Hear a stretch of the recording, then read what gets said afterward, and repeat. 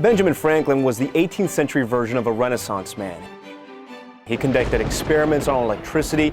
He invented bifocal eyeglasses. He even wrote Poor Richard's Almanac, a best-selling publication full of poems, proverbs, and weather forecasts. But of all the roles he played, perhaps his most important in American history was that of a revolutionary. Franklin was among the original advocates for independence from Britain. He helped unite the colonies and draft the Declaration of Independence, and he was a founding father of the United States of America. Franklin began that fight for independence as a delegate in the Albany Congress of 1754, where he proposed the Albany Plan of Union, the first call to unite all 13 colonies and create a central government.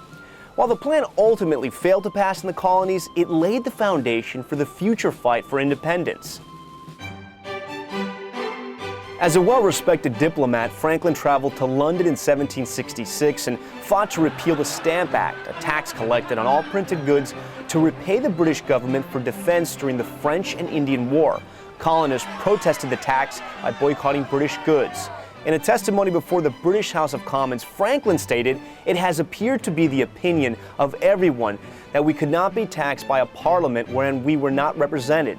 With the help of Franklin's diplomatic skills, the Stamp Act was repealed. A loyalist before his trip to London, Franklin returned to the colonies with greater sympathies toward the American cause.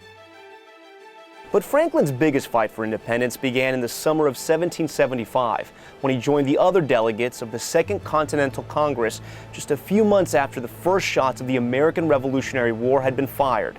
There in Philadelphia, Franklin and 4 other delegates drew up the Declaration of Independence. And while Thomas Jefferson wrote it, Franklin's role as an advisor and editor while drafting it was crucial. The delegates passed the resolution for independence, and on July 4th, 1776, they signed the Declaration of Independence. Of the 56 men who signed it, Franklin, 70 years old, was the oldest. The document mandated independence and equality from the British, stating, "We hold these truths to be self-evident, that all men are created equal."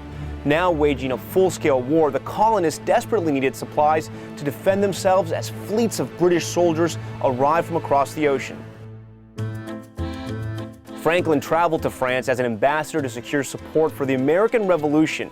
He was immensely popular at the court of King Louis XVI. Many of his essays on philosophy and science were translated to French, and French citizens were enamored by his simple American appearance, his intelligence, and also his tact. With a crushing American victory at the Battle of Saratoga turning the tide of the war in 1777, Franklin persuaded the French to help finance the American cause. It was a feat Thomas Jefferson called an excellent school of humility. In 1783, after 8 years of fighting, the Americans won their independence with the Treaty of Paris. Britain formally recognized the U.S. as an independent nation. Benjamin Franklin, now 77 years old, was there to sign the treaty, a witness to what he had fought so hard for: life, liberty, and the pursuit of happiness.